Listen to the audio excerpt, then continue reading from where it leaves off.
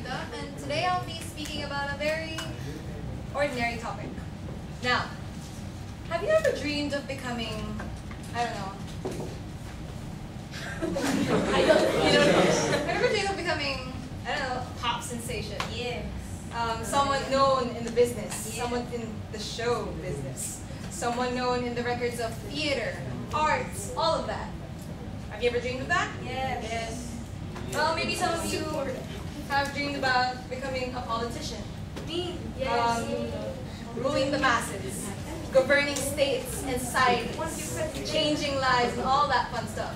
Or maybe some of you have dreamed of becoming professional athletes, known all over with Olympic gold medals and all of that. Now let me ask you this now. How about becoming how about becoming a Sunday school teacher? A grade school teacher? Yeah. Preschool. Right? You dreamed of that. Do you dream of that right now? Is that what you want to be right now? Good.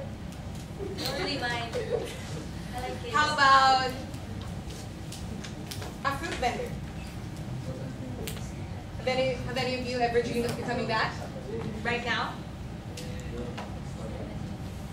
Or a blogger? Someone who just writes on a blog, gets on Blogspot or Tumblr or whatever, and just write. You want to be like that for the rest of your life? Yes. Because these kind of jobs, these kind of occupations in life, these are what we call ordinary, simple jobs. While the others that I've previously shown you, those are examples of, well, extraordinary things that you can do with your life. Extraordinary, ordinary. What do these words really mean? What makes something extraordinary and what makes something ordinary? By definition, extraordinary is beyond what is usual, ordinary, regular, or established, exceptional in character, noteworthy, and remarkable. Let's take a look at some of these key points. Extraordinary is something exceptional, something noteworthy, something remarkable. Do you all want to be like that? Yes. Do you want to be an extraordinary person? You want to Yes. be noteworthy, exceptional, Yes. remarkable.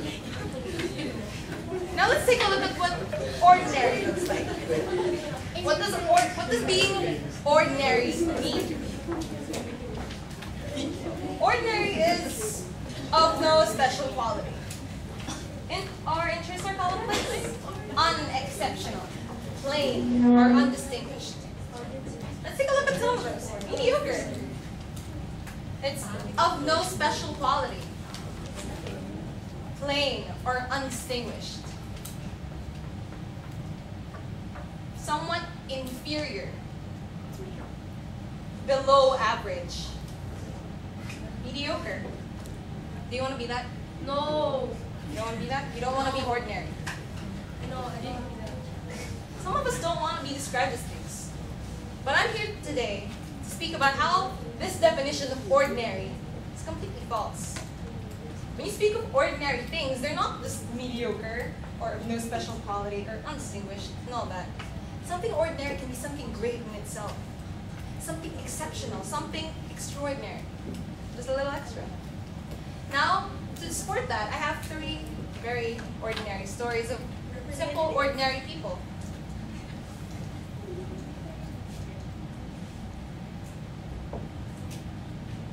Who of you know this man?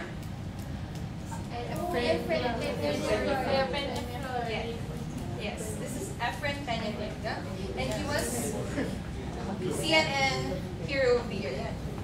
He was an ordinary man who did extraordinary things.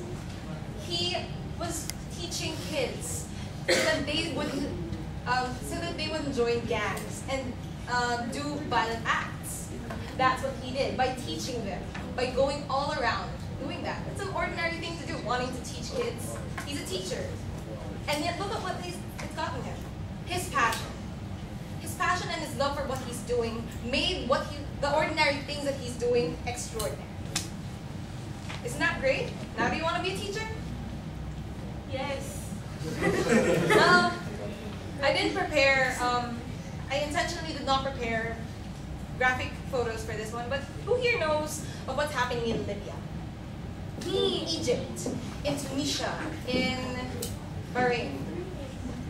Do you know what started all of that? Yes. Really?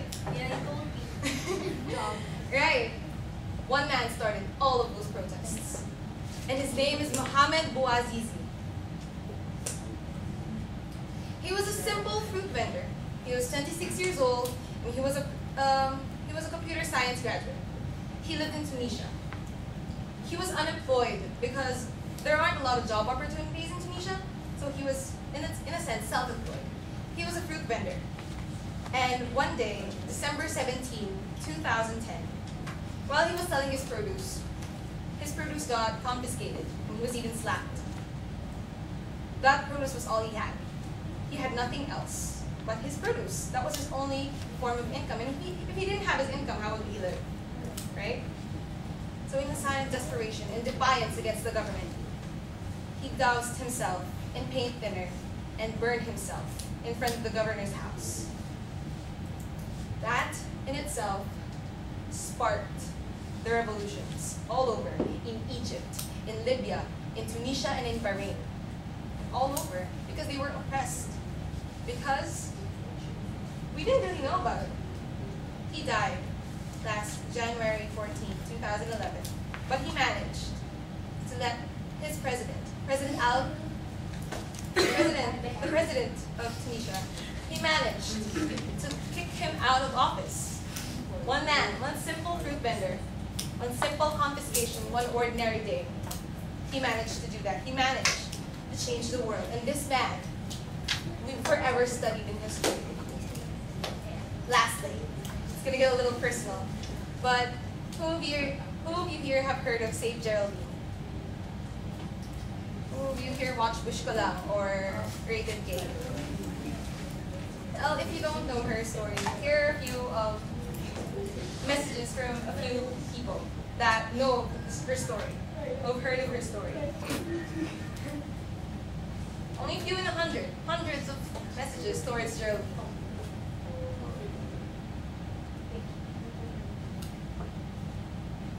Geraldine is my first cousin. This is her present condition right now. She was once a beautiful young woman. She has a wonderful husband and 4 wonderful, wonderful sons. A few years ago, she was diagnosed with kidney problems, and that led for her to need dialysis. She wasn't financially stable, and so she wasn't able to get her regular treatments. And so that, with her sickness, caused severe bone deformation. And this is what happened to her.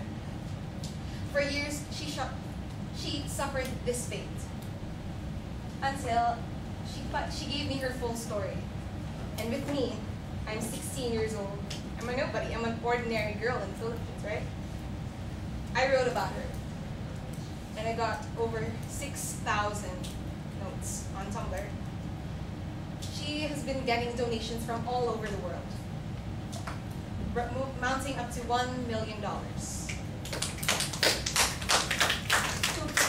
From PayPal, from Western Union, she's been getting sponsorships from everyone. She's been getting interviews and lots of, she was in newspapers, she was in TV, she was in YouTube. You can search it online. But that's her story. That's my story.